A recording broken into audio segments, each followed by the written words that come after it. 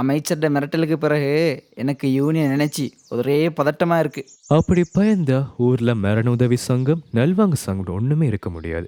இந்த மக்கள் எல்லாருமே விருப்பமான வேலையில, சங்கத்துல, அமைப்புல சேர்றதுக்கு உரிமையும் ஃப்ரீடமும் இருக்கு. சரி வாங்க வாங்க நாங்க உள்ள போலாம். எல்லாருக்கும் வணக்கம். இப்போ நாம முறையா த பர்பிள் ஃபோர்ஸை ஆரம்பிக்கிறோம். நான் ஒன்றை தெளிவுபடுத்த விரும்புகிறேன், இது அரசியல் பற்றினது கிடையாது.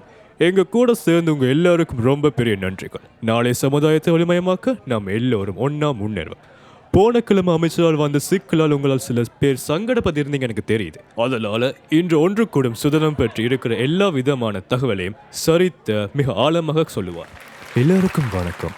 இலங்கையில் அரசமைப்பால் பாதுகாக்கப்பட்ட ஒரு உரிமைத்தான் இந்த ஒன்று கூடும் சுதந்திரம்.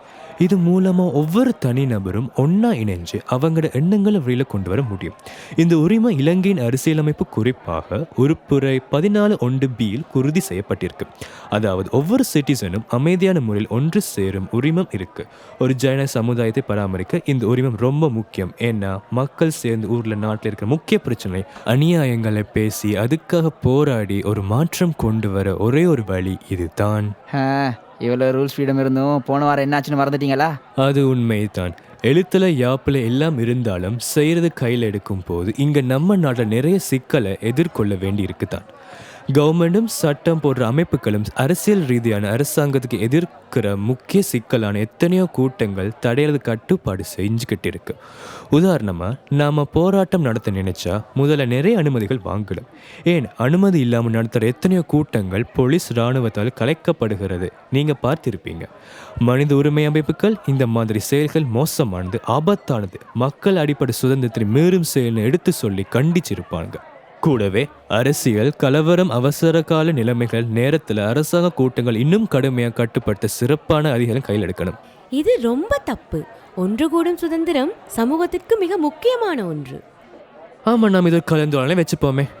ஏன் சமூகத்திற்கு ஒன்று கூடும் சுதந்திரம் வேணும்னு இப்போ சரியாக நமக்கு விளங்கப்படுத்துவோம். நான் உனக்கு ஏற்கனவே விளங்கப்படுத்தியிருக்கேன். நான் இதை பற்றி சொல்கிறேன். நான் எதையும் சொல்லாமல் அங்கே இங்கே பிளவிட்டா, அதனால் நான் எதுக்கும் சரித்த புத்தகத்தை வாங்குகிறேன்.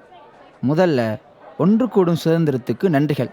இதனால தான் இப்போ நாம் செய்கிற மாதிரி மக்கள் எல்லோரும் சேர்ந்து அவங்களோட உணர்வுகளை பகிர முடிகிறது. அடுத்து மக்கள் போராட்டங்கள், பேரணிகள், பொதுக்கூட்டங்களில் ஒன்றா சேர இது விடுறதால அரசியலில் மக்கள் ஆர்வம் காட்ட உதவியாக இருக்குது. இது மக்கள் நாட்டு மேலே அக்கறையோட ஆர்வமாக அரசியலில் ஈடுபட ஒரு காரணமாக இருக்குது. நாம் கடந்த கால வரலாற்று சம்பவங்களை பார்த்தோம்னா எத்தனையோ முக்கிய மாற்றங்கள் மக்கள் ஒன்றா திரண்டதால தான் நடந்திருக்கு. ரஷ்ய புரட்சி, பிரெஞ்சு புரட்சி, இந்த மாதிரி பெரிய சம்பவங்கள் இப்படித்தானே நடந்தது. தொழிலாளர் உரிமைகள், சுற்றுச்சூழல் உரிமைகள், கல்வி உரிமைகள், இந்த வெற்றிகள் எல்லாம் மக்கள் ஒன்றாக கூடி நின்று கொண்டு வந்தவைகள் தான். பொதுக்கூட்டங்கள் அரசாங்கம் சரியாக செயல்படுதான்னு சரி பார்க்க நடத்தப்படுவது. மக்கள் எல்லாரும் எச்சரிக்கை இருந்தால் அரசு முறையில்லாமல் நடக்கிறத, அதிகாரத்தை தப்பாக பயன்படுத்துறதை குறைச்சி தடுக்கலாம். அதனால தான் நாம் வலிமையான எதிர்க்கட்சி தேவைன்னு சொல்கிறோம். இரு நான் சொல்கிறேன். எல்லோரும் ஒன்றா சேருறது மக்கள் மத்தியில் ஒற்றுமையாக பலமாக்கும். இப்போ எங்களையே பார்த்தீங்கன்னா நம்ம இப்போ ஒரு பலமான பெருமைப்படுற மாதிரி ஒரு பெரிய சக்தியாக உருவாகியிருக்கோம். சரியா, நாங்கள் தொடர்ந்து கதைப்போம். இந்த மாதிரி கூட்டங்கள் நிச்சயமாக மக்களை திரும்பி பார்க்க வச்சு இருக்கிற முக்கியமான சிக்கல்களை கவனத்துக்கு கொண்டு வரும். ஒரு மீட்டிங் நம்ம ஒரு சந்தையில் நடந்துச்சுன்னா அது எல்லா பக்கமும் பரவி எங்கட ஊர் பக்கத்து ஊர் எல்லாத்துக்கும் தெரிய வரும். சரியாக்க நான் சொன்னது முழுக்க நல்லா புரிஞ்சிருக்கு. எஸ், ஆனால் எனக்கு அடுத்த விஷயமான மனித உரிமைகள் பேணுறது பற்றி சரியாக பிடிபடலை. அதை நான் சொல்கிறேன் கேளு. ஒன்று கூடும் சுதந்திரம் மனிதனின் அடிப்படை உரிமையா, the universal declaration of human rights, the international covenant on civil and political rights மாதிரி பல சர்வதேச மனித உரிமை பற்றின யாப்புகள் சொல்லப்பட்டிருக்கு. இந்த உரிமையை நிலைநிறுத்துறது எல்லா நாடுகளையும் மனித உரிமையை பாதுகாக்க அவசியமாக சொல்லப்படுது. விளங்கிட்டு இப்போ நாம் கடைசி விஷயத்துக்கு வந்துட்டோம். சரி, நீயே இதை பற்றி சொல்லு. இது முக்கியமாக இருக்கிறதுக்கு இன்னொரு காரணம் என்னன்னா, இது சமூகம் பொருளாதார நன்மைகள் நிறைய கொண்டு வருது.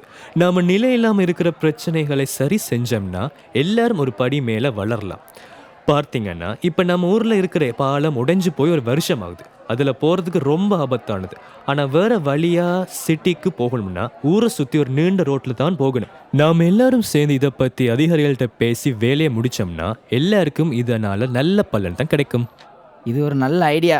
கூடவே நல்ல சகனமாக மழையும் பெய்யுது. ஓகே, நாம் ஒரு டீ பிரேக் அப்புறம் இதை தொடருவோம்.